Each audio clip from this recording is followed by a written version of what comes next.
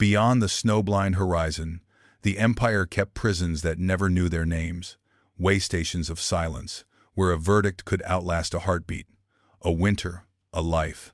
From Baltic bastions to Siberian stockades, ink thinned, numbers replaced names, and the wind did the archiving. Wardens preached a different catechism: endurance, isolation, confession without witnesses. We read what survives: a plea stitched into a coat hem, a ledger scraped thin, a wall that sweats salt when January bites. Follow one vanished prisoner as rumor hardens into record, then breaks back into absence, leaving footsteps the step keeps. What was buried here? And who needed it buried? If this forbidden past grips you, subscribe and stay with us. Before we cross the first gate, mark your starting point. Tell us your city, country, and your local time, where you're watching from and what you're doing, so we know from which room, bus seat, or night shift you join. Type ready or drop A when you're set to begin. They were not called prisons, not officially, not in the lines the public could read. They were fortresses, apartments, houses of preliminary confinement. The words were clean, the rooms were stone. Imperial Russia learned early that a spectacle creates martyrs. A locked door creates silence. In a city of domes and chimneys, the most efficient cell was a place with another name, a place everyone knew and no one could point to, a fortress on the river, a wing behind a chapel, a room under a roof beam. The address lived in a file, not on a street. The method did not begin with one Tsar and end with another. It adapted. Under Peter the Great, there was the Preobrazhensky office, better known as the secret chancellery. Interrogations, treason cases, affairs of state. Files grew in cautious script. Under Catherine II, the name changed. The secret expedition. Under Nicholas I, after 1826, the third section took shape with the corps of gendarmes in their blue uniforms. Names shifted, the function did not. The empire kept two calendars, the public one in almanacs, and the private one kept by locks. A ghost prison is not a haunted house. It is a bureaucratic trick. It sits inside a fortress designed for cannons, not for courts. Street Peter and Paul Fortress on the Neva was a monument to power. Its bastions faced the water. Its walls faced the city. Inside, casemates could be anything. A powder magazine, a guard room, a cell, if you add a door and take away a name. Schlüsselburg, on its island, wore the same double face. Maps showed fortification. Reports used the word held. The city learned to read between lines it never saw. The path into such a room did not always pass through a judge. Sometimes it did. Sometimes a sentence named a place. More often, papers invoked the safety of the state, or a need to separate, or temporary measures. The temporary stretched. Until further instructions is a season that repeats. The carriage moved at night. The corridor smelled of wax and damp stone. The record called it transfer. The person called it vanishing. We know what we know from paper and from memory. Paper is careful. Memory is human. Some memoirs came later, after amnesties, after revolutions. Some facts are disputed. This script will qualify where it should. But the scaffolding is solid enough.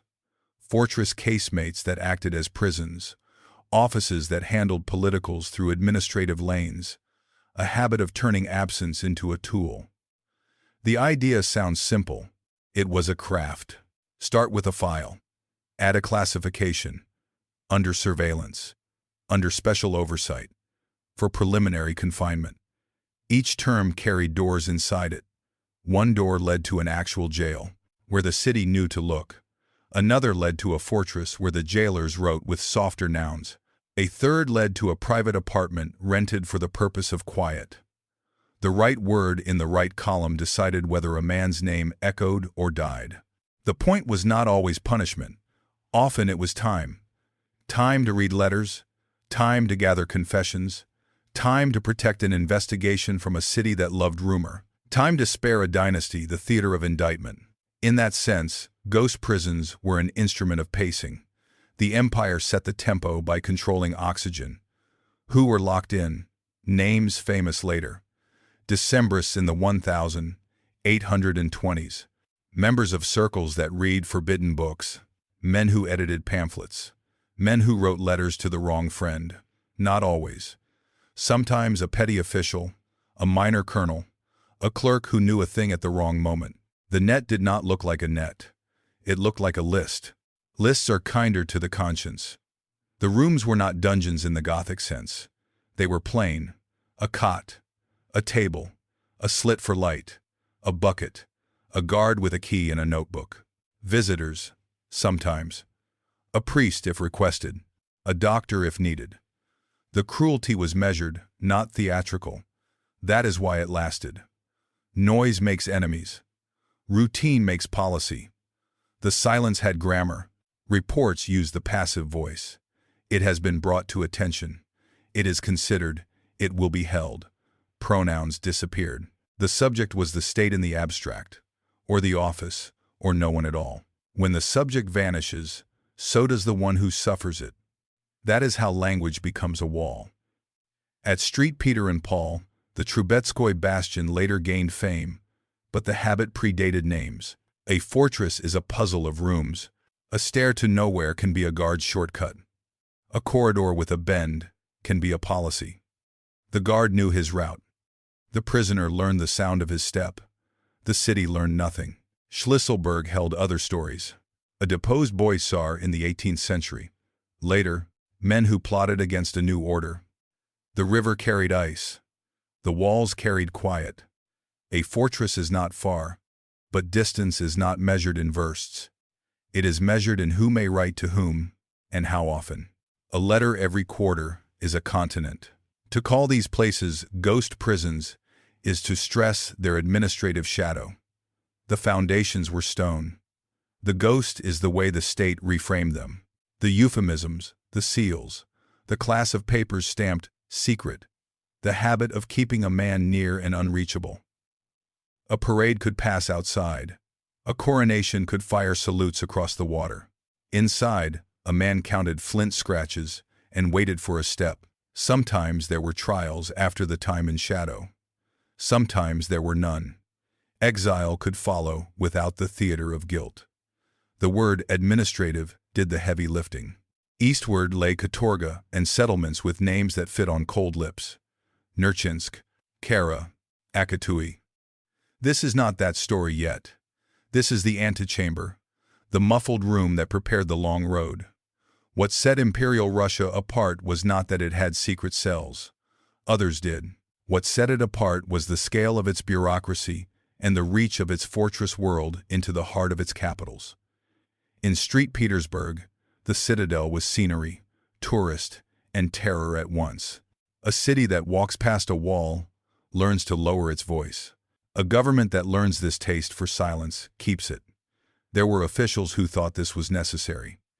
They saw conspiracies as fires that fed on air. They believed they were sparing the realm, the theater of sedition. There were others who served because that was the route to a pension. There were a few who wrote letters that do not excuse, but they do record. The prisoner should be allowed a book for his health. The empire did not have one pair of hands.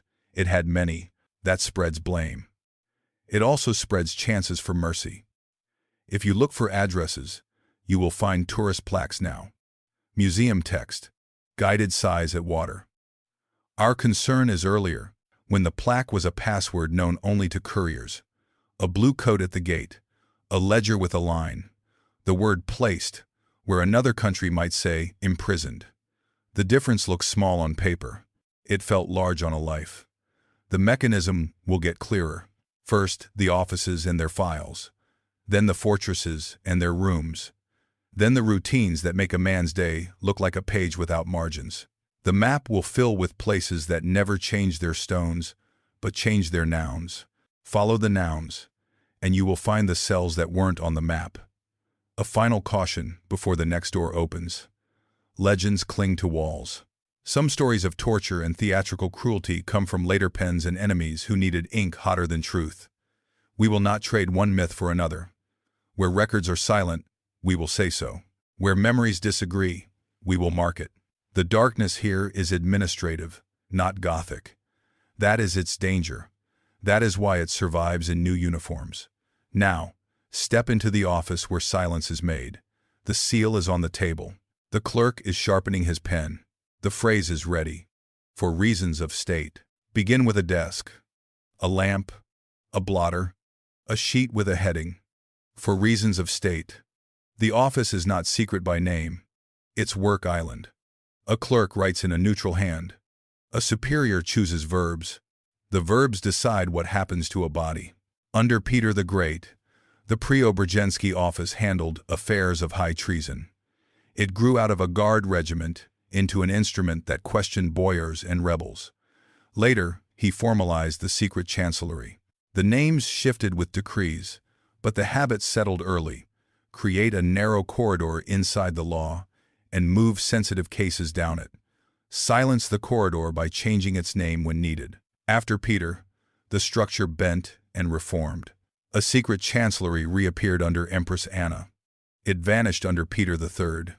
Catherine II did not revive it under the same label.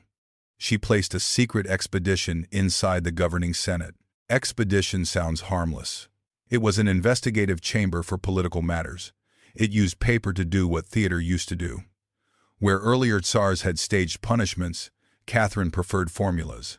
The performance moved from square to folio. The special expedition liked order.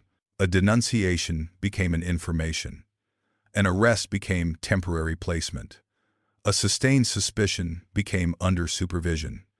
Each phrase had a drawer and a root. Interrogations were protocols, thick with dates and titles. The subject's words were sorted into third person. He said that. Then came the signatures. The system loved signatures. They allowed each hand to claim it had only touched paper. Alexander I trimmed this apparatus. He abolished the secret expedition in 1801. He experimented with softer forms. Then came fears again. Police ministries rose and fell. Committee names lengthened and shrank. The muscle remained. When worry sharpened, files took the hill, not drums. In December 1825, a crowd of officers became a revolt. It lasted hours. Its echo lasted decades. Nicholas I answered with steel in his voice and paper in his hands. In 1826, he created the third section of His Imperial Majesty's own chancellery. He also clothed the national police arm in blue, the Corps of Gendarmes. The third section watched ideas. The gendarmes carried keys and warrants. Together they were breath and lung. One wrote the air. The other moved it. The third section preferred certainty on paper over certainty in court. It had the right to open letters, to place observers, to summon for clarification. It used a vocabulary that punished without declaring punishment, to remove for a time, to isolate from harmful influence, to provide for safekeeping. The phrase safekeeping did heavy work. It moved men to fortresses without forcing a judge to speak the word prison. The blue uniforms did not march with drums. They knocked. They greeted politely. They brought a sealed envelope and a decision that already had a number. The route was chosen at the desk, not at the curb.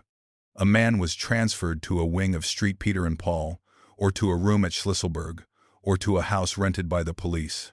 On paper, the action looked reversible. In life, time hardened it. The arrest warrant was often a rescript, neat and silent. The report back to the center used the passive voice. It has been accomplished. The subject has been placed. The subject has been examined.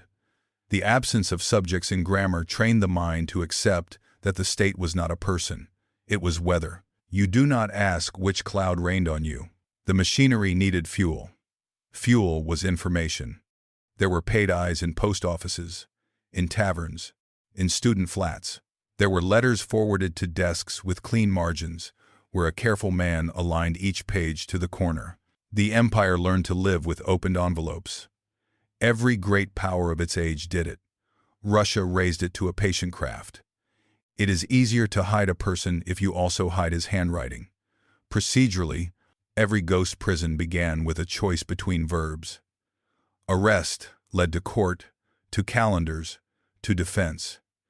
To isolate led to a fortress casemate and a periodic note in a confidential ledger. The third section did not want the spectacle of the guillotine. It wanted quiet rooms. A monarch who feared contagion, feared crowds. Paper was the antidote. Paper limited oxygen. There was a hierarchy of shadows. At the bottom, simple surveillance. A report every week on who visited whom. Next, summonses for conversation and warnings, signed by an elegant hand. Above that, administrative exile, which moved a man east by decree, no judge necessary. Parallel to exile ran fortress detention for examination. It was not supposed to be forever. It often felt like it. Catherine's secret expedition had refined another habit the third section kept: the euphemism of houses. When a public lockup would have created talk, the office rented a room in town for preliminary holding. The address was a rumor and a receipt. The guard wore civilian clothes. The neighbors knew only that a new tenant never left. The rent went through a second ledger. The second ledger sat in a different safe. At the head of the third section sat men who wrote clear diaries. Some were dour and devout. Some were vain. They saw themselves as guardians against fires that started in salons and ended in barracks. They believed that ideas spread faster than the police could reply, unless the police learned to move silently. They spoke of preventing harm rather than punishing wrong. It sounds humane. It is also the logic of endless measures. The Corps of Gendarmes was a career. It had ranks, pensions, postings. Officers rotated through capitals and provinces. They carried portfolios with twine ties and small revolvers polished more by cloth than by use. Many were competent administrators. Many were dutiful fathers. That is part of the coldness. The machinery of silence did not need monsters. It needed men who respected a stamp. A file started life with an opening. It grew with each addendum. It did not always end with a judgment. Sometimes it ended with a marginal note, to be watched with attention. The file then slept. If the man later printed a pamphlet or met a name on a list, the sleeping file woke and returned to the desk. History looks dramatic in books. In an office, it looks like folders waking up. Inside the fortresses, the office still ruled. A commandant needed paper to allow a book. A doctor needed paper to adjust a ration. Holidays required paper to grant a visitor. Every choice in a cell moved through a sentence somewhere. That sentence remembered the categories: political, administrative, dangerous by influence, dangerous by speech. The categories had their own grammars. Grammar became diet. The system did not pretend to be just. It pretended to be tidy. When it erred, it wrote misunderstanding. When it wanted to end a mistake without admitting it, it wrote for reasons of health. Release could be framed as compassion, not correction. In this way, the machine protected its own weather. There were audits. A good minister demanded counts. How many held? How many transferred? How many under observation? Numbers appeared in neat columns. Numbers have no faces. They please the eye of order. A dangerous year could be rendered as a string of totals. The more elegant the report, the safer the conscience. The machinery also sat on a budget: carriage hire, stipends for informers, repairs to doors, oil for lamps, paper for forms. A ghost prison may be off the map. It is on the ledger. Money leaves tracks. The third section, like all offices, loved receipts. They are the fingerprints we read now. Often they tell us what the official narrative will not. Contradictions lived inside the apparatus. Some officers wrote that they disliked the fortress casemates, that a public trial was cleaner. Others argued the opposite, that public trials fed a romance. One man's caution was another man's cowardice. Above them, the Tsar weighed his sleep. Ghost prisons were a policy of insomnia. The Empire borrowed and compared. It studied the Bastille and the Spielberg. It read military manuals on fortification and used them for detention. It learned where a corridor slows sound, how a stair turns listening into a punishment. It hired engineers for walls and clerks for words. The union of both built the invisible. Do not draw a line straight from the third section to every later police. The empire was not a single metal plate, it was layers. Some, like the third section, were scrapped in 1880. Others were inherited by new ministries. Offices dissolve. Habits persist. The habit of renaming a prison so it becomes a room is one of them. The machinery of silence could produce documents with a curious virtue, precision about the unimportant. A memo noted the number of candles issued to a cell. It omitted the duration of a man's temporary stay. A report counted visitors. It excused the absence of a lawyer by not mentioning lawyers. A clean page can hide a great deal in its blank space. There were leaks. A guard told a cousin that a famous surname had been placed in a bastion. A clerk whispered to a student that a man long missing was alive by the river. A priest carried a memory of a face. Memoirs written years later carry those whispers into print. They disagree on details. They agree on the feeling. The state had rooms that did not confess their names. What did the machinery want? Quiet. What did it fear? Applause in crowds. It sought the middle noise of a city going about its day. It used files to keep that hum unbroken. It did not need to be effective in every case. It needed to convince officials that it was safer than sunlight. In that convincing, it succeeded for long stretches. The price was paid in drift. Time lost its edges for those inside the paper. Weeks became a way of counting inspections. Months became a way of counting candles. Years became entries in a budget. Outside, ministers rose and fell. Inside, a man learned the step of the morning guard and the weight of the afternoon. We are close, now, to the stone. You have seen the desk that makes silence. Next, the walls that keep it. The bastions on the river. The casemates that could be anything until a word made them a cell. The keys in the blue sleeve. The logbook with lined columns. Follow the paperwork out the door and across the courtyard. The fortress is waiting with its own grammar. A fortress looks honest. Walls, water, a flag in the wind. Nothing about it says court. That is the point. In Imperial Russia, the castle on the river did double work. Cannon faced the enemy. Casemates faced the city. Start at the Neva. The Peter and Paul fortress sits on an island like a clenched hand. Bastions form the knuckles. Gosudarev, Naryshkin, Menshikov, Golovkin, Trubetskoy, Zotov. Between them run curtains of brick and earth. Two ravelins project like shields. Ioanovsky to the north, Alexievsky to the south. Guides today point to a museum. In the 19th century, clerks pointed to rooms, the Russian Bastille. People later called it. The name flatters the myth and blurs the method. The fortress was not a single prison block until late. It was a puzzle.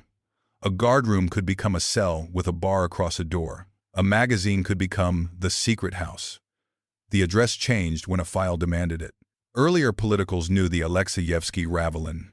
Within it, a section gained a precise name and office, slang, the secret house, not a mansion, a line of rooms behind a wall, used for those whom the state wanted near, quiet, and off the map.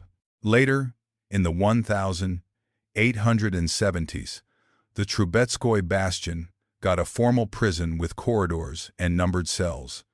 It was presentation ready. It came with registers, visiting rules, and an architecture of monitored silence. But the habit it formalized was older than its bricks. The cathedral stood inside the same walls. Tsars lay under white stone, a few minutes' walk from men who could not touch daylight. That proximity mattered. It kept power and fear within one view. Salutes for coronations shook the air in which a solitary man breathed. The empire had learned a lesson from centuries of public punishment. Avoid crowds, choose walls. Who passed through these rooms? Names that echo. In 1849, Young men from the Petrashevsky circle sat in the fortress before exile. One of them, a lieutenant with a frail build and a fierce eye, would later sign novels. Fyodor Dostoevsky waited here. He heard boots. He counted days. He was moved to a square for a stage sentence, then to Siberia. The file knew his route before he did. A few years later, an anarchist with a thunderous pen felt the fortress from the inside. Mikhail Bakunin wrote a confession to Nicholas I in a cell by the river. The tone is strange, proud, pleading, lucid. He would later call those years a slow suffocation. He was transferred from here to Schlisselburg. The papers call it a change of place. He called it a descent. Decembrists, too, touched these stones. Not all stayed long. The fortress served as a gatehouse for the long road east. It was a place for first nights and final signatures. Interrogation rooms sat close to casemates. A man left a confession with one pen and met a guard with another. The step between both was a corridor with no windows. The third section used the fortress carefully, not to grind bodies in public, to manage time, for examination, awaiting decision, under special surveillance. These phrases chose which door opened: a jail in the city, a rented apartment, or a casemate within a wall. If a case was delicate, the fortress was safest. The press could not claim what it could not see. Schlisselburg lies where the Neva is born out of Lake Ladoga. The Germans called it Schlisselburg, Key Town. The Russian ear kept the key and made it Russian. Schlisselburg. A good name for a place that locked things. The island is small. The walls are thick. The wind is a habit there. Schlisselburg's stories span dynasties. In the 18th century, a deposed child emperor lived and died within those stones. Later centuries sent a different class of state enemy. People with ideas. A separate prison block rose in the 19th century. Its cells were single, narrow, counted. The intention was isolation that did not leave marks a court painter could sketch. Years later, memoirists described the rhythm: the scrape of a latch, the echo of boots, the certainty that the river moved even when the man did not. Vera Figner's name attaches to that island in many tellings. She was a member of a group that chose assassination as language. She was taken, tried, and sentenced to Schlisselburg. Her years there are recalled in pages that weigh each sound. We will not dramatize her diet or her illness. We will record her insistence. The walls swallowed voices more efficiently than any crowd could. Not everyone at Schlisselburg wrote. Some could not. Some did later. A few left records through others' eyes. The fortress itself kept excellent notes on candles and clothing. Less on time. The word temporary did heavy work. It stretched and stretched. Both fortresses served a similar logic. The capital needed a quiet room near the sovereign. The empire needed a quiet island far from eyes. The first allowed the third section to read letters and conduct examinations without city talk. The second allowed ministries to forget for a while. Distance is a policy. Inside Peter and Paul, an older infrastructure supported new uses. Bastions named after allies became addresses in ledgers. The Trubetskoy prison, built in the 1870s, shows the administrative mind at its neatest. A central corridor, cells on both sides, a commandant's office with the authority to grant a book or refuse a penknife. A schedule that told you when to wake and when to walk for 5 minutes in an exercise yard high within the wall. Routine is the safest chain. It does not rattle. But before that modern block existed, the Alexievsky Ravelin held the vulnerable years. Interrogations in a chamber that was almost a chapel by shape. A door within a door. Double keys. Anecdotes painted the rest. Some traditions of cruelty belong to later pens. This script will not repeat what the archive does not support. It will say the rooms were plain and the silence entire. The fortress depended on a bridge. The Iowanovsky Bridge filtered who came and went. Guards recognized clerks by the way they carried folders. Visitors were rare and coded. A priest with a list could pass. A relative without a paper could not. The gates taught citizens the grammar of permission. Schlüsselburg depended on water. Carriages moved to the pier. Boats crossed sullen water. In winter, the ice stole sound and added risk. The journey created a new kind of distance, not measured by miles, but by the number of officials who had to nod to let a name cross. Within both places, the hierarchy of rooms controlled breath. A cell with a slit admitted sky, but not horizon. A cell with an inner window admitted a guard's eye, but not a neighbor's cough. Commandants learned to adjust air and light as policy. A book per month, a walk per day, a letter per quarter. The increments gave shape to emptiness. The walls also trained memory. Men learned the turnings by sound. 3 steps, a pause, the scrape of a key. Some called the cells by the guard's stride. "He is at the corner" meant, "prepare your face." A fortress is a school of listening. The Peter and Paul complex had another lesson to teach: how to exhibit neatness. In later decades, visitors were shown tidy cells to prove humane order. Clean benches, fresh paint, the image traveled. It said, "Here, the state is firm, not cruel." The older Ravelin, with its rougher spaces, had fewer tours. A state curates its own memory. It would be easy to speak only of famous inmates. That would miss the machinery. Many who sat in these rooms would be footnotes, if not for a single letter seized or a meeting attended at the wrong hour.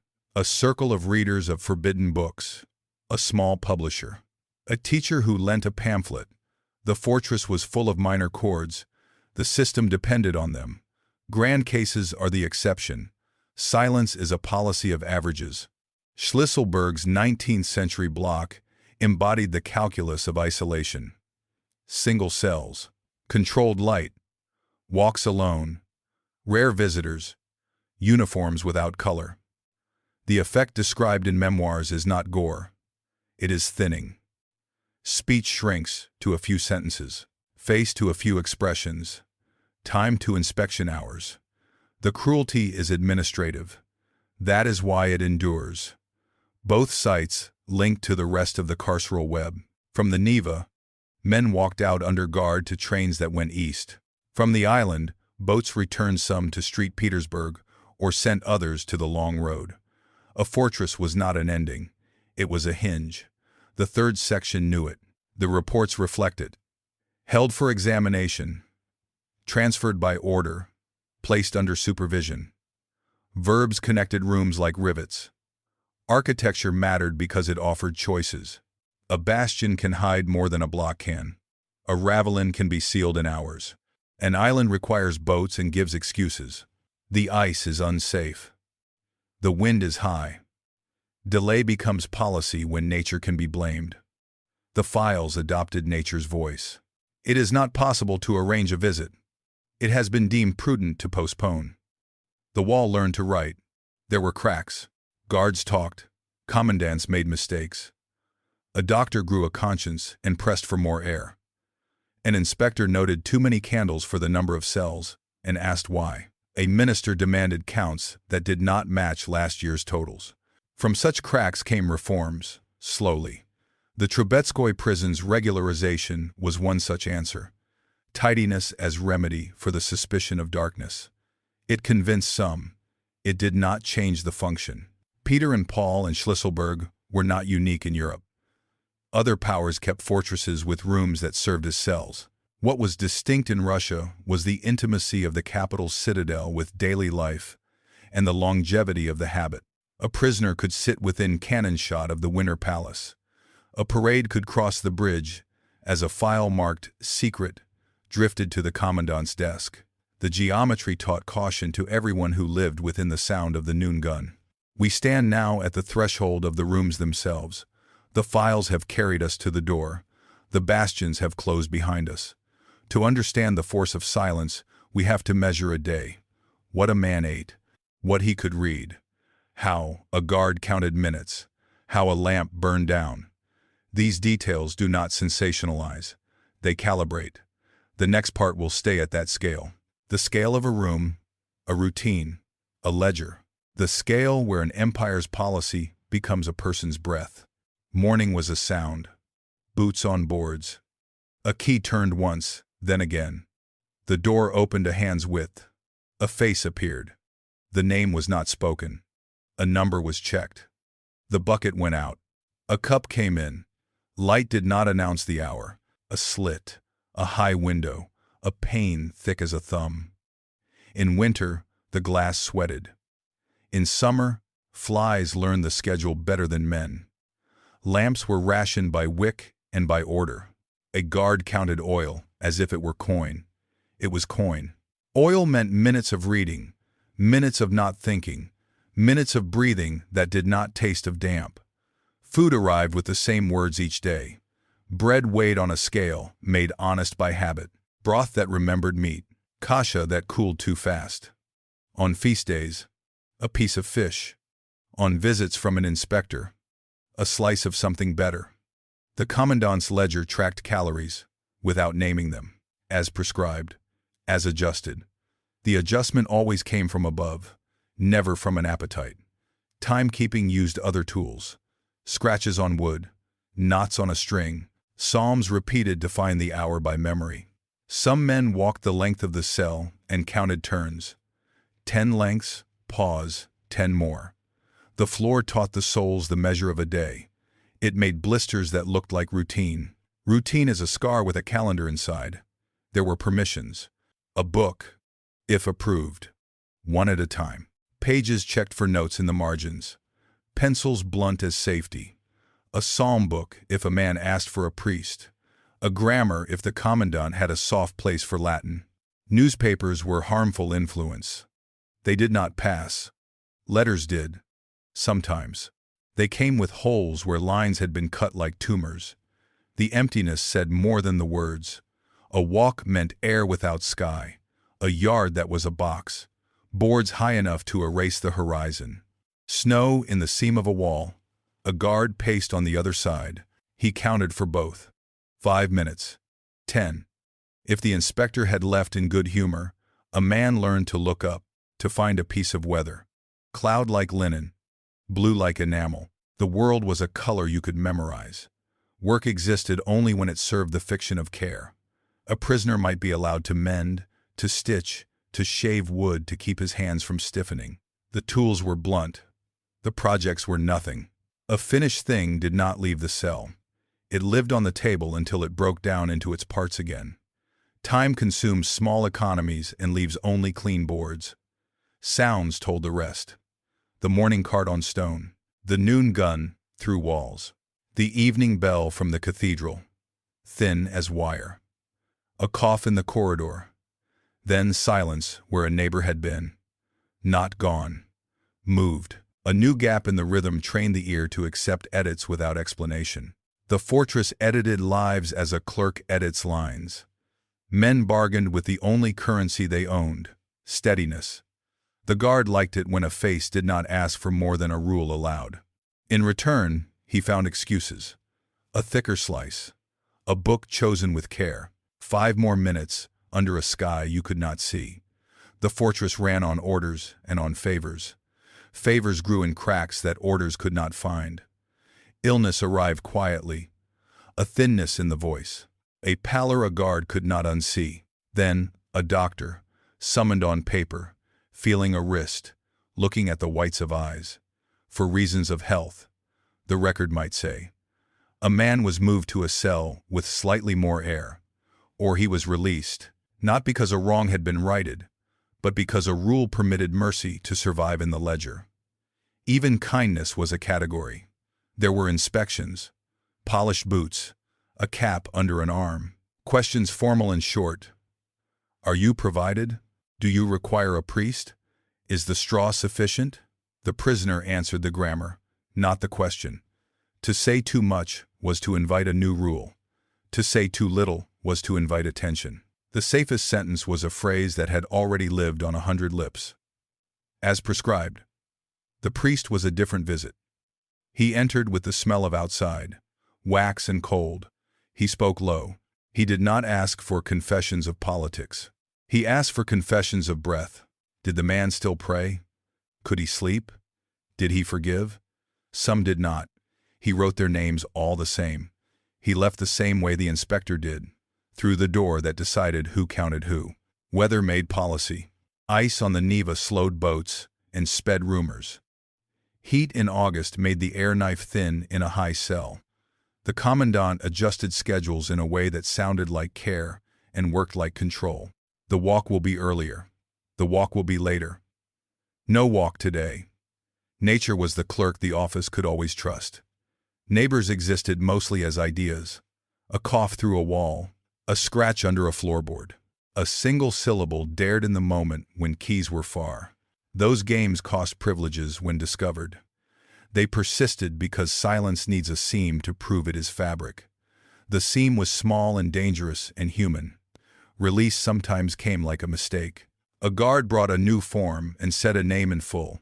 The man answered as if the word belonged to someone else. Clothes were returned. They hung differently. A pen scraped in another room. The fortress made space behind him as if it had never been full. On paper it was not. On paper it had categories, not faces. Other times, release meant a road, east, by administrative order. The cell had been a waiting room, not a destination. The man learned that the fortress is a hinge, not a lock. Hinges decide which way a door swings. The gendarmes escorted him to a quay, then to a train, then to a list with a new column. Another office took his name. The first office closed his file with a word that sounded like an end. Concluded. It was not the word a life would use. The commandant kept a book that outlived many faces. The book listed candles and matches. The book listed rations and repairs. The book did not list loneliness. Loneliness has no column. It is measured in the time it takes a man to forget the shape of his own handwriting. Some forgot. Some learned to print again, big and slow, as if letters were stairs. Memoirs would later bring color back into these rooms. They would name the echo and the guard, and sometimes the kindness that did not fit any category. They would argue about measures and about myths. Many would agree on one thing. The cruelty here was procedural. It did not shout. It ticked. A watch that belonged to the state. We will leave the room with that sound in the ear. Boots again. A key, a cup, a blank. When we step back to the desk in the next part, the language will explain how this quiet was manufactured. The files will show their tricks. The numbers will say what they can. The blanks will say more. Morning was a sound. Boots on boards. A key turned once, then again. The door opened a hand's width. A face appeared. The name was not spoken. A number was checked. The bucket went out. A cup came in. Light did not announce the hour.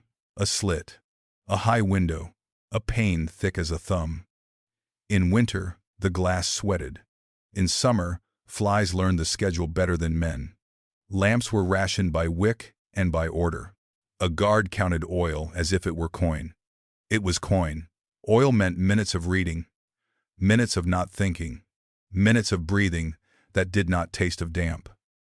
Food arrived with the same words each day. Bread weighed on a scale, made honest by habit. Broth that remembered meat. Kasha that cooled too fast. On feast days, a piece of fish.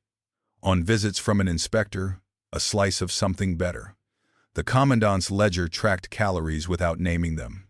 As prescribed. As adjusted. The adjustment always came from above, never from an appetite. Timekeeping used other tools. Scratches on wood, knots on a string. Psalms repeated to find the hour by memory.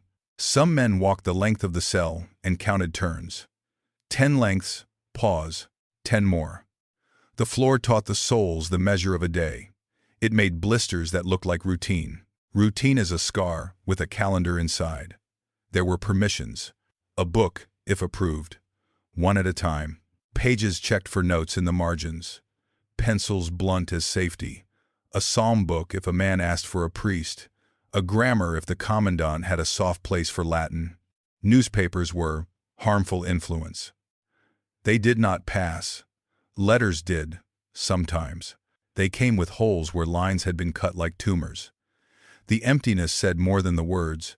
A walk meant air without sky. A yard that was a box. Boards high enough to erase the horizon. Snow in the seam of a wall. A guard paced on the other side. He counted for both. 5 minutes. 10. If the inspector had left in good humor, a man learned to look up to find a piece of weather. Cloud like linen, blue like enamel. The world was a color you could memorize. Work existed only when it served the fiction of care. A prisoner might be allowed to mend, to stitch, to shave wood, to keep his hands from stiffening. The tools were blunt. The projects were nothing. A finished thing did not leave the cell. It lived on the table until it broke down into its parts again. Time consumes small economies and leaves only clean boards. Sounds told the rest. The morning cart on stone. The noon gun through walls. The evening bell from the cathedral, thin as wire. A cough in the corridor, then silence where a neighbor had been. Not gone, moved. A new gap in the rhythm trained the ear to accept edits without explanation. The fortress edited lives as a clerk edits lines. Men bargained with the only currency they owned, steadiness. The guard liked it when a face did not ask for more than a rule allowed. In return, he found excuses. A thicker slice. A book chosen with care. 5 more minutes under a sky you could not see. The fortress ran on orders and on favors. Favors grew in cracks that orders could not find. Illness arrived quietly. A thinness in the voice. A pallor a guard could not unsee. Then a doctor, summoned on paper, feeling a wrist, looking at the whites of eyes. For reasons of health, the record might say, a man was moved to a cell with slightly more air. Or he was released, not because a wrong had been righted, but because a rule permitted mercy to survive in the ledger. Even kindness was a category. There were inspections, polished boots, a cap under an arm, questions formal and short. Are you provided? Do you require a priest? Is the straw sufficient? The prisoner answered the grammar, not the question. To say too much was to invite a new rule. To say too little was to invite attention. The safest sentence was a phrase that had already lived on 100 lips, as prescribed. The priest was a different visit. He entered with the smell of outside, wax and cold. He spoke low. He did not ask for confessions of politics. He asked for confessions of breath. Did the man still pray? Could he sleep? Did he forgive? Some did not. He wrote their names all the same. He left the same way the inspector did, through the door that decided who counted who. Weather made policy. Ice on the Neva slowed boats and sped rumors. Heat in August made the air knife thin in a high cell. The commandant adjusted schedules in a way that sounded like care and worked like control. The walk will be earlier. The walk will be later. No walk today. Nature was the clerk the office could always trust. Neighbors existed mostly as ideas. A cough through a wall. A scratch under a floorboard. A single syllable dared in the moment when keys were far. Those games cost privileges when discovered. They persisted because silence needs a seam to prove it is fabric. The seam was small and dangerous and human. Release sometimes came like a mistake. A guard brought a new form and said a name in full. The man answered as if the word belonged to someone else. Clothes were returned. They hung differently. A pen scraped in another room. The fortress made space behind him as if it had never been full. On paper it was not. On paper it had categories, not faces. Other times, release meant a road. East, by administrative order. The cell had been a waiting room, not a destination. The man learned that the fortress is a hinge, not a lock. Hinges decide which way a door swings. The gendarmes escorted him to a quay, then to a train, then to a list with a new column. Another office took his name. The first office closed his file with a word that sounded like an end. Concluded. It was not the word a life would use. The commandant kept a book that outlived many faces. The book listed candles and matches. The book listed rations and repairs. The book did not list loneliness. Loneliness has no column. It is measured in the time it takes a man to forget the shape of his own handwriting. Some forgot. Some learned to print again. big and slow, as if letters were stairs. Memoirs would later bring color back into these rooms. They would name the echo and the guard and, sometimes, the kindness that did not fit any category. They would argue about measures and about myths. Many would agree on one thing. The cruelty here was procedural. It did not shout. It ticked. A watch that belonged to the state.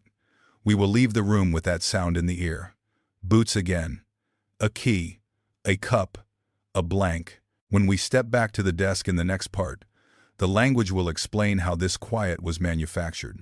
The files will show their tricks. The numbers will say what they can. The blanks will say more. A file does not walk. Someone carries it.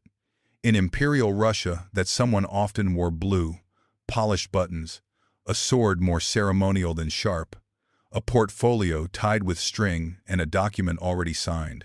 The Corps of Gendarmes was a police in military dress. It answered to the 3rd section at the center and to governors general in the provinces. Its reach was national. Capitals, ports, rail hubs, provincial towns with 2 streets and a church. The uniform persuaded where the law hesitated. It announced calm and consequence at once. Recruitment followed the empire's habits. Noble birth helped. Army schooling helped more. Many officers were veterans of regiments who preferred paper to mud. They brought punctuality and a taste for rank. The Corps offered steady pay, apartments near their stations, and the promise of a pension if health and politics held. It also offered a particular silence, the kind a man brings home to a kitchen table and does not put into words. Their day began at a desk. Reports to read, summonses to issue, couriers to dispatch. The work used nouns that looked harmless. Clarification, conversation, verification. The verbs carried more weight. To isolate, to place, to inspect. In the afternoon, interviews. A salon hostess reminded not to invite a particular agitator. A student cautioned about a circle that was reading too fast. No shouting. Warnings sounded like etiquette. Arrests were often personal. A knock at night. For the good of the state, you will accompany us. No irons unless the file prescribed them. A carriage rather than a cart. The blue sleeve opened a door and closed a life without raising a voice. The efficiency horrifies because it is ordinary. A neighbor hears steps, not screams. Letters move through their hands. Not all, but enough. Postmasters forwarded bundles tied with twine. A gendarme with good reading eyes scanned lines for names that matched a list in his head. He marked pages in pencil that rubbed away with a thumb. The seal closed again. The envelope returned to the world with a secret weight. The habit trained everyone. Write less, say less, meet in person if you must. The Corps did not only police people, it policed sentences. They kept notebooks, small, stiff, with dates stacked like stairs. Observations lived there in shorthand. Met X with Y, spoke of Z. Student A attends lectures by Professor B. Watch tone. At Café C, men laughed at toast to His Majesty. The notes became reports. The reports. Files. The files. Corridors. A careless adjective could change a route from summons to casemate. Most wrote flat. The flatness protected them. Provincial work had a different pulse. A gendarme might ride out to a factory town to ask a foreman why a rumor about wages spread. He might attend a fair and watch who clustered by bookstalls. He might visit a rabbi, a priest, a schoolmaster, and gently remind them that texts traveled and that some roads were closed. He returned with names and weather, temper restless, singing at night. No change. The 3rd section liked the last phrase best. The Corps maintained a ladder of measures short of arrest, invitations for a talk, written warnings that could be shown to a family without shame, passports stamped with restrictions, rail tickets checked twice for a face that matched a description. This was how a modern police learned to be everywhere without being seen. It did not need to be feared loudly. It needed to be expected. There were men inside the blue who disliked the fortress cases. A few said so in memoranda, whose edges we can still read. A public trial would clear the air. They lost those arguments when ministers preferred quiet. Others believed completely in the catechism of prevention. They spoke of fires. They spoke of contagion. They spoke as if ideas were smoke that entered houses through keyholes. The uniform was a filter. Some officers bent rules at the edges. A book allowed that should not have been. An extra 5 minutes in the yard. A letter carried uncut because the addressee was a mother and the sun was thin. Small mercies hid in the seams of a strict coat. Others enforced every comma. They found dignity in exactness.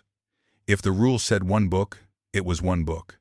If the order said no visitors, it meant no visitors. Conscience expresses itself in tone as much as in action. The corps depended on informers. The word offends. The mechanism was prosaic. A tavern keeper who disliked noise. A porter who disliked pamphlets. A student who feared expulsion. Some were paid, some not, some once. Their notes filled gaps the uniform could not reach. They also created fictions when pay or fear encouraged imagination. A good officer knew the difference between a name and a rumor. A bad one did not bother. In capitals, certain routes became gendarme roads. The university gates at lecture hour. The bridge to the Peter and Paul fortress when a document carried for examination. The postal corridor between the General Post Office and the third section. Sunday inspections of reading rooms. The Corps walked these routes until the city learned their rhythm and stepped out of the way. Their homes were ordinary.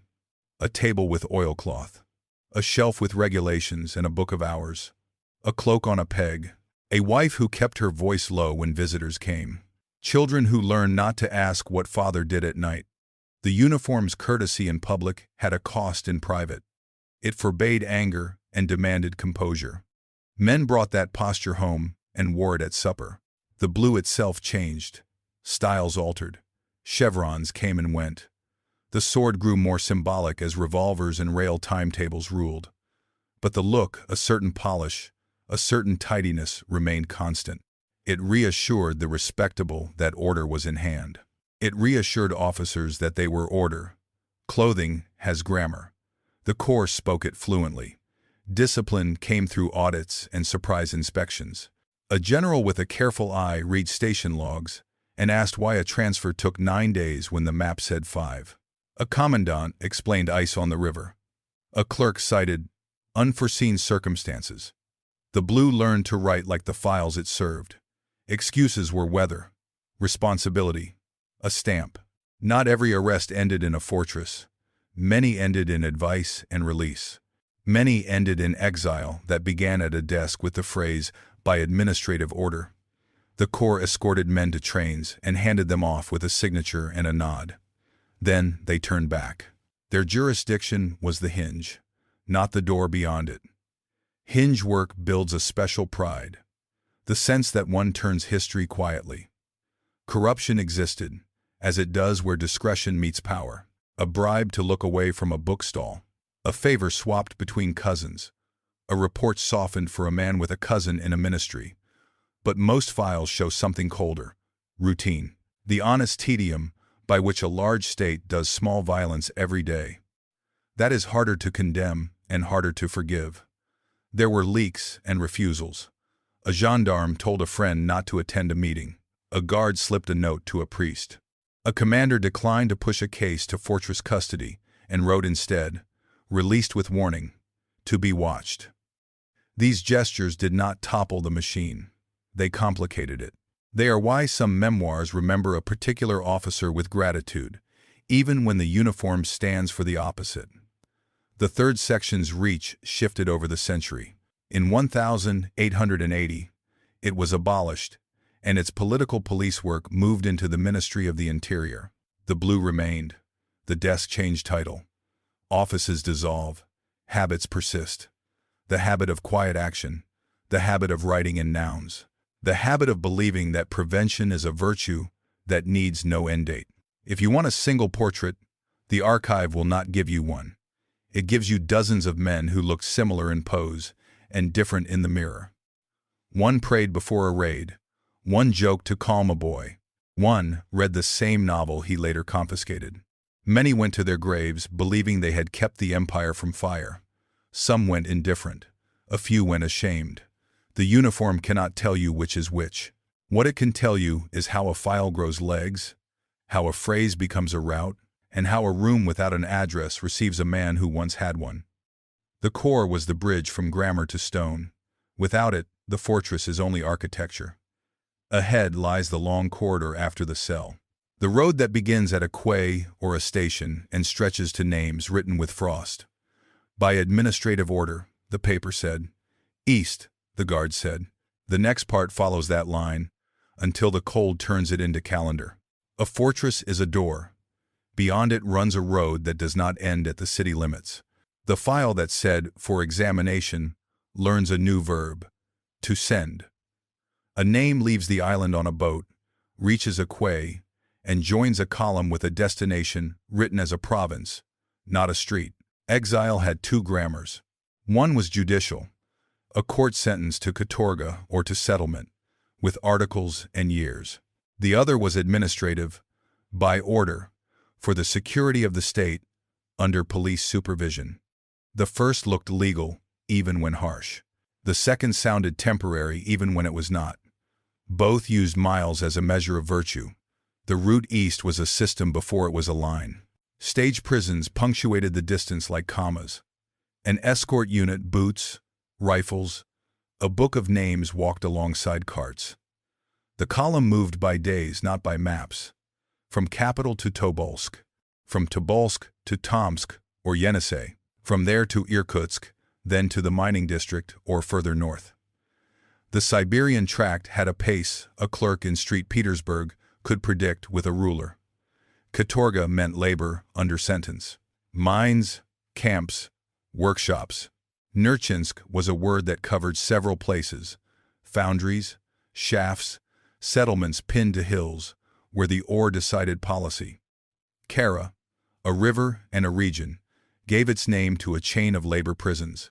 A report wrote, placed at the Kara works, and a man learned that geography can be a verb. Administrative exile meant settlement with rules but without a judge's sentence. A town assigned, a police inspector assigned.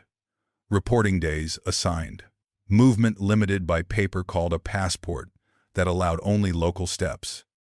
Forbidden to reside in capitals was another sentence that sounded mild and remade a life. Some were banned from the western provinces, some from university towns, some from everywhere except a named district in winter. The corridor also had families. Wives, followed by choice or by necessity. Children learned to walk beside an escort. Not all. Some stayed in the capitals with relatives, and a different kind of sentence. Silence. For those who went, the file acquired new names in the margin, accompanied by wife, child of the subject, and the road acquired a cradle sound. The ledger kept count where the story wants scenes. Rations per head, distances per day, repairs to shoddy boots, towels and soap in the Edda prison. A quinine purchase when fevers came. The administrative mind liked lists because lists do not cry. A line that says, transferred to Irkutsk transit prison, carries a weather that the paper cannot name. There was a ladder even in punishment. Some men went to a penal mine, others to a factory, others to a hamlet with counting rules. Some were allowed to teach arithmetic, others were forbidden to touch ink. The categories often pretended to be precise and drifted in use with a governor's mood. Dangerous by influence could mean a writer in one year and a foreman in another. Time changed the corridor's shape. In earlier decades, feet and carts and sledges made the journey a season. Toll houses and stage prisons set the rhythm. Later, rails cut weeks out of months. New towns appeared along the tracks and inherited the function of older stations, to receive, record, and move on. The file adapted its verbs. Forwarded by rail sits where sent by convoy used to be. Some exiles became settlers of consequence. Not all, and not by romance. A doctor became the only doctor in a district. A teacher opened a school because no one else would. A printer repaired a parish press and printed parish things. The state did not mean to seed institutions with its politicals. It happened because the distance needed skills. The file recorded employed usefully when a governor was pleased, and to be watched when the same usefulness gathered listeners. Katorga mixed punishment with extraction. Minds demanded bodies, not headlines. The administration preferred that the work be measured in quotas and the men in numbers. Memoirs that survived describe monotony and dust more than spectacle. The worst days rarely had witnesses who wrote. The routine did. It left ledgers of ore by weight, hours by tally, rations by line. The sum of sums is a century. Not every exile went east forever. Amnesty hung in the air like weather in some rains. A coronation might loosen terms. A war might redirect fears. A petition might meet a mood. Release to internal supervision, said a new page. That meant another corridor, another set of rules, another town not of one's choosing. A return to capitals was a different door entirely and seldom opened. Siberia was not blank. Indigenous nations lived where the files drew lines. The state treated their presence as landscape in its prose and obstacle in its plans. Some exiles learned languages out of need. Some became clerks in places that had never needed clerks. Others made enemies by bringing paper where barter had lived. The corridor did not only move people, it carried habits. There were tragedies that became causes. A hunger strike in a prison on the Kara River, a flogging ordered that should not have been, a suicide that reached the capitals in letters that escaped blue sleeves. These episodes punctured the silence. They forced ministers to answer with inspections and reshuffling and words about humanity. The machine preferred routine. Crises taught it new adjectives, then taught it how to forget them. Exile also braided friendships. A mathematician met a poet. A soldier met a doctor. A circle of readers formed around a single book that made all the rounds and wore out its binding. Some letters went west and came back as journals. Some never moved but became stories told to children who later told them again. The corridor was a school of memory, too. Administrative exile had a ghostly twin, police supervision, in place of residence after a term. It followed men back west like a quiet companion. Days to report, places forbidden, a knock when a visitor arrived, a ledger line in a district office that outlived interest in the case. The fortress taught time to tick. Supervision taught it to linger. What separates this corridor from others in Europe is not that it existed. Other empires sent men to islands, to fortresses, to remote provinces with strict guardians. The difference lies in the scale of distance and the way paperwork colonized it. A day's march in France met a sea. A day's march in Russia met another day's march. The file found space to grow. We are not romanticizing the road. We are keeping its tone. Procedural, long, quiet. The administrative mind tried to keep exile as a column of totals. The human mind lived it as weather. To bridge both, the script holds to nouns that can be verified, and lets silence say the rest. From the fortress to the étape, from the étape to the works or the hamlet, from the hamlet to a different kind of supervision, the line loops and bends. It never quite leaves the desk that wrote it. That continuity matters when we look sideways. Other states built different corridors. Some preferred squares and drums. Others preferred islands and mosquitoes. Others sold distance as spectacle. That is the next door. Bastille and Spielberg, Yédicoulé and Saint Laurent, fortresses that displayed, fortresses that hid, islands that killed by logistics, not by decree, offices that learned to rename pain as policy. We will step across borders and listen for what is similar and what is not, and then return to the river where a gun at noon kept the city on time while a cell forgot the hour. Look sideways. Other empires kept walls with rooms that behaved like sentences. Their labels differed. Their functions rhymed. The comparison is not a contest in cruelty. It is a study in method. Paris kept a fortress in the city's throat. The Bastille stood at the Saint Antoine Gate, with towers like clenched teeth. It was a royal prison by lettre de cachet, a warrant that bypassed courts. The warrant fit in a pocket. The towers filled the eye. Registers at the Bastille noted arrivals, diets, and requests. Some prisoners had books and furniture. Some paced in small rooms with a view of slate. The scandal was not always the brick. It was the invisibility of cause. A father could request a warrant to discipline a son. A minister could silence a pamphleteer. The city saw the walls daily and still did not know who sat behind them. Visibility of stone, with secrecy of paper, made a symbol. In July 1789, the symbol fell to a crowd. The archives did not cure the emblem once it formed. Across the Habsburg lands, Brno's Spielberg to Italian tongues sat over the town like a fist on a hill. The monarchy used it for common criminals and for politicals when the age of secret societies ripened. After the 1820s, Italian patriots felt its irons. One of them, Silvio Pellico, left a book rather than a shout. Le mie prigione was plain in tone and exact in detail. It measured diets, chains, and the slow arithmetic of years. It moved Europe more than a pamphlet ever could. Spielberg shows another method. Punishment within a legal frame. Severity made exemplary. A fortress held up as a warning to classes that read. The Habsburgs did not hide the idea of Spielberg, even when they hid its corridors. To the southeast, at the edge of two seas, Istanbul held the Yedikule 7 Towers, treasury and state prison. In different centuries, it also served as a diplomatic lock. In times of war or insult, an ambassador might learn the Ottoman grammar of displeasure by being lodged within those walls. Executions occurred there in some reigns. We will not narrate them. The point is the message. This was not a secret house in a city lane. It was a visible fortress used to speak in stone when paper was exhausted.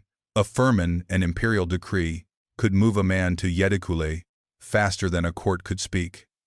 The structure answered to sovereignty rather than to a ministry. Each place teaches contrasts. France's Bastille sat in the open and became an optic. Its paperwork, lettres de cachet, resembled the Russian rescript in bypassing courts, but the French symbol turned against the crown. The Habsburg Spielberg used courts and sentences, then layered severity that memoirs exposed. Pellico's book made the hill a continent. The Ottoman Yedikule belonged to a ceremonial language of power that included foreign eyes on purpose. Russia's Peter and Paul and Schlüsselburg blended these grammars. Fortresses in plain sight of capitals, with rooms that disappeared people by euphemism, and with files that preferred numbers to narratives. Paperwork differed too. The Bastille's registers could be quoted in the chamber, and later mined by historians. The scandal remained the arbitrary warrant. Spielberg's dossiers read like military accounts. Years, chains, privileges granted or denied, all within a sentence pronounced by a court. Yedikule, moved by firman and custom. Diplomacy read its use as policy, not administration. Russia's third section wrapped its routes in passives, to isolate, to place, to examine, and let the fortress absorb friction. Where the Bastille produced a national holiday by falling, Russian fortresses produced a habit by standing. There is a difference in audience. The Bastille taught a city to see walls as a claim on its conscience. Spielberg taught literate Europe to count years as a political argument. Yedikule taught foreign chancelleries to measure risk in stone. The Russian system taught officials to read verbs. The crowd hardly ever gathered at a Russian gate. The noon gun sounded. The city kept time. The casemate kept silence. Not all lines are straight. France had other prisons that hid more than the Bastille did. Venice had the Piombi under a roof of lead. Britain sent bodies across water to islands where distance did what walls did in capitals. The French Republic and later the Empire used Saint Laurent and Devil's Island. We note them to mark a spectrum. Display, distance, administration. Empires chose different blends for similar fears. What made Russia's ghost prisons distinct is not a claim to uniqueness in cruelty. It is the combination of proximity, bureaucracy, and tone. A political could sit within cannon range of the Winter Palace, managed by paperwork designed to sound reversible. The language calibrated presence to absence. Gates opened to a river any citizen could cross on a bridge. Inside, a room without an address repeated the day. Comparisons also show how cracks form. The Bastille fell because the emblem outran its files. Spielberg's reputation shifted because a memoir found readers who mattered to ministers. Yeti Coulé's role faded as diplomacy learned other forms. Russia's system, too, met its leaks and its books and its reforms. The path from casemate to page to pressure repeats across borders. We return now from mirrors to the river. The next turn belongs to those cracks. Memories written after release, letters smuggled, reports that admitted too much, and the reforms that followed in cautious prose. The wall learned to speak. The archive learned to whisper. The city, at last, began to listen. A system built from paper breaks first at the margins. Not with a shout, with a note in a clerk's hand. Requests air, with a guard's whisper to a cousin. With a book that survives the gate. Memoirs were the first steady leak. Dostoevsky did not write The Fortress. He wrote Omsk. His notes from the House of the Dead made punishment legible without theater. Bakunin left letters from Peter and Paul and from Schlisselburg that show a mind fenced and still moving. Peter Kropotkin described the Trubetskoy casemates and his later escape from a hospital ward. The tone is precise, almost dry. Vera Figner wrote years of Schlisselburg in a voice that refuses melodrama. These texts do not hammer the wall. They seep through it. They teach readers a new grammar, diet by ounces, air by minutes, hope by quarters. The émigré press learned to amplify that seep. Herzen's Kolokol rang from abroad and printed what censors crossed out at home. Later, Stepniak Kravchinsky's Underground Russia gathered scenes and cases into a single, portable indictment. The style was narrative. The substance was administrative fact. Names, dates, routes. A reader in Paris or London could follow a file from a desk to a door and feel implicated by verbs. Leaks also moved in pencil. A priest carried a story in his memory and told it later. A doctor noted much thinned in a margin not meant for publication. A gendarme with a conscience warned a student to stay away from a meeting and told a friend why. These gestures stayed invisible for years. They surface when files open and when memoirs find them.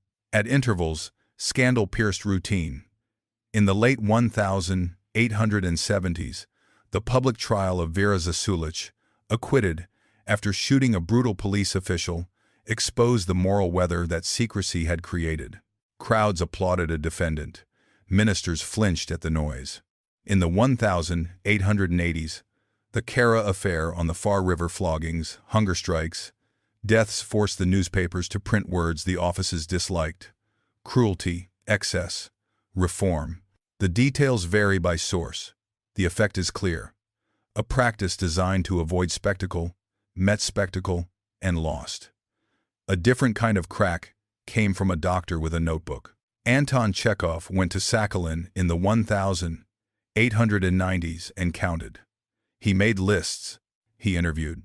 He recorded ages, sentences, illnesses. His prose avoided rage. His numbers did not. Sakhalin Island showed that administration could be a synonym for neglect on a continental scale. It is hard to argue with a table. Inside the ministries, there were responses. In 1880, the third section was abolished. Its work on politicals moved to the police department of the Ministry of the Interior. The habit remained, but the desk changed title. In the 1890s, the empire consolidated prison oversight.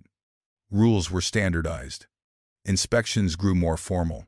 Transfers between interior and justice shifted who signed which paper. A commandant could now quote a paragraph instead of a favor. Tidiness is a kind of reform. Amnesty worked like weather. A coronation loosened terms. A manifesto after a crisis shortened stays. In 1905, under pressure of strikes, mutinies, and a city that had learned to gather, political amnesties widened doors. Some fortress rooms emptied to cheers that never entered the files. Others remained shut, while the capital read headlines. Policy rarely moves in one piece. publicity changed the fortress itself. The Trubetskoy Bastion prison became visitable space in the late imperial years, a proof of humane order. Tours saw clean cells, registers with lines. The Alexeyevsky Ravelin, older, rougher, was less shown. The state began to curate its own memory, lining up corridors with labels. It is a familiar remedy. When a practice creates distrust, exhibit its neatest room. Journalists and deputies asked questions the grammar did not like. Why temporary without dates? Why, for examination, without end? Why safekeeping when the man had no trial?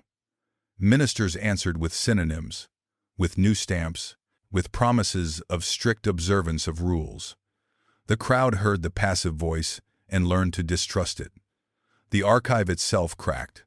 Some files burned in wars and revolutions. Some were scattered. Some were edited by hands that wanted a simpler story. After 1917, the new regime opened certain cabinets and paraded certain cells as exhibits of the old tyranny. The gesture had truth and use at once. Museums preserved locks and latches. Guides rehearsed a verdict. The wall spoke the sentence the city had long suspected. Other cabinets closed. Other habits found other names. Yet even before the end, the system showed fatigue. Railways made secrecy harder. Witnesses multiplied along tracks. Lawyers trained under the judicial reforms of the 1860s pushed for daylight where they could. Public trials, rare but real, turned cases into arguments. The fortress persisted, but the monopoly of its silence weakened. Not all cracks were noble. Some were bureaucratic. A double ledger with totals that didn't match. A budget line for oil that implied more cells than the official count. An inspector who asked why temporary had become third year. Errors exposed policy more reliably than speeches. Inquiries followed. Memoranda admitted excess of zeal and recommended unification of procedure. Reform entered in the only tone the offices respected. The language of reform matters. When circulars began to define rights as well as rations, 1 book per month, 1 letter per quarter, the fortress lost a little of its discretion and gained a rule that lawyers could quote later. Small things, ink, dates, stamps, turn into levers when the wall is paper. Memory made its own edits. Some memoirists exaggerated cruelty to make a point. Some softened it to remember a guard's mercy. Some names grew larger than their files. Others vanished because no one wrote.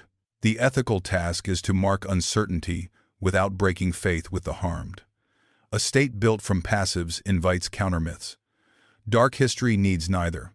By the fin de siècle, a vocabulary of humanity entered official reports. Hygiene, ventilation, exercise. It sat beside preventive measures and strict secrecy.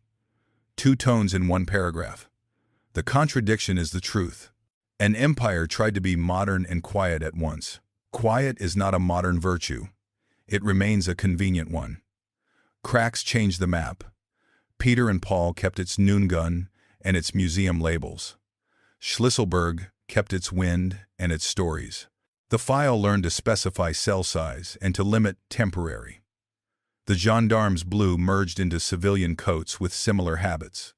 The corridor to exile shortened by rail and lengthened by paperwork. The language of protection replaced the language of punishment, but the door still opened the same way. What did reform not do? It did not give grammar a subject. Reports still said, "It has been decided." Rescripts still arrived without names. A human hand signed. A human face did not. That is where the wall keeps standing, even when the door swings easier. The last crack is the reader's. Once you learn to hear the passive, you cannot unhear it. Once you see temporary without a date, you ask for one. Once you recognize a curated cell, you ask for the room that isn't on the tour. The archive will answer part of that. Part will remain missing. We have reached the edge of what paper will say. Some files survived because they were dull. Some burned because they were not. The next turn is an open one. What remains unsaid? What was never written? What memory cannot settle? We will end where this series should. Not with a verdict, but with the ethics of telling. The door ahead does not open with a key. It opens with a question. Begin with a shelf that no longer exists. A cabinet burned in a winter of alarms. A ledger that went to sea in a crate and never reached its port. A clerk who died before he indexed a year. We reconstruct from survivors, but survivors are not witnesses. They are what fire and chance permitted. There are rooms the files do not name. Addresses appear as numbers, not streets. A house of preliminary confinement without a doorbell. A placement without a map. We find receipts for oil and straw that prove a body was somewhere. We do not always learn where. The ghost in these prisons is not the cell. It is the missing preposition. Euphemism has a half-life longer than ink. Temporary, without dates. For examination, without end. Under observation, without observer. These phrases age into fact when repeated. A historian can annotate them, but cannot add time where time was never written. Absence becomes policy in retrospect, too. Memoirs rescue detail and distort scale. A latch scraped every morning. A guard with a cough. A book whose spine failed and was mended with thread from a shirt. These truths are specific and uncheckable at once. One writer's winter was a terror. Another's was a numbness. Both can be honest. Neither can be universal. When we stitch a pattern from such patches, we must leave the seams visible. Numbers are precise where they are least human. Candles by the dozen. Rations by weight. Transfers by month. They let us draw a silhouette of a system and miss the face. A table tells us that 12 politicals were held for examination. It does not tell us which one forgot his handwriting or which one learned to pray again. The archive preserves the measurable and sheds the measurable's meaning. We cannot know every corridor. A rescript sent from the third section names a fortress. The fortress log confirms arrival. The next entry says transferred with no destination. A later file in a provincial police office mentions a man under supervision whose age, place of birth, and date of exile match the missing entry's shadow. We infer. We never quite prove. For each life we can follow from desk to door, another dissolves between ledgers. We do not hear the voices that were not taught to write or not allowed to keep their pages. Women who followed husbands to settlement wrote less often. Their labor rarely reached a minister's blotter. Indigenous neighbors appear as nouns in reports. Yakut, Evenk, Buryat, assistance rendered, complaints noted. Their sentences were spoken in rooms without clerks. The archive cannot translate a silence it created. We have no inventory of mercy. Favors live in memory. A guard who added 5 minutes to a walk. A commandant who allowed a grammar instead of a psalm. A doctor who wrote, for reasons of health, to unlock a door he could not legally open. These gestures softened edges and vanished at once. The paper notes the outcome, not the intention. Ethics without evidence cannot be footnoted. They still matter. We cannot separate, cleanly, myth from metaphor when a story travels far. Russian Bastille was a political instrument before it was a comparison. It's still island. The phrase imports the fall of 1,789 into a different grammar and hands us emotions ready-made. It helps an audience feel. It also risks making Peter and Paul serve a foreign plot. In every analogy lives a theft. The file will not warn you when you have stolen too much. We do not always know when cruelty was policy and when it was zeal.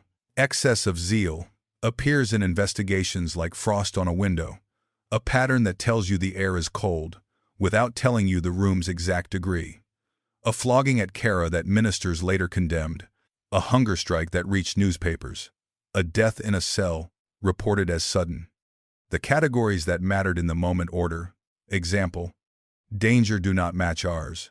To judge is to translate. Translation drops words. We cannot assign a single face to the blue uniform.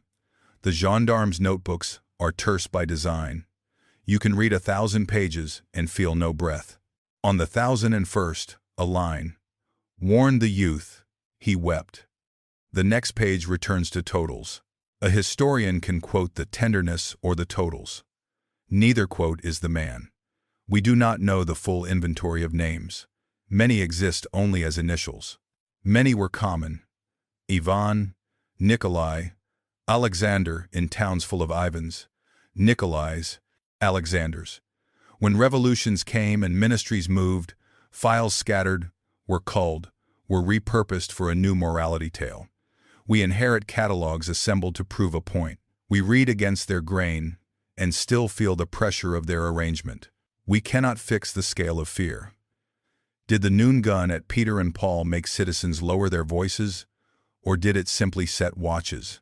Did the sight of blue sleeves at a bridge slow rumor, or did rumor learn new routes? Police reports claim success. Memoirs claim ubiquity. Between them, a city lived. Its articulate portion writes our history. Its quiet portion cannot. We do not know which rooms were tours, and which rooms existed only on the days when inspectors did not come. The tidy Trubetskoy corridors displayed themselves at the end.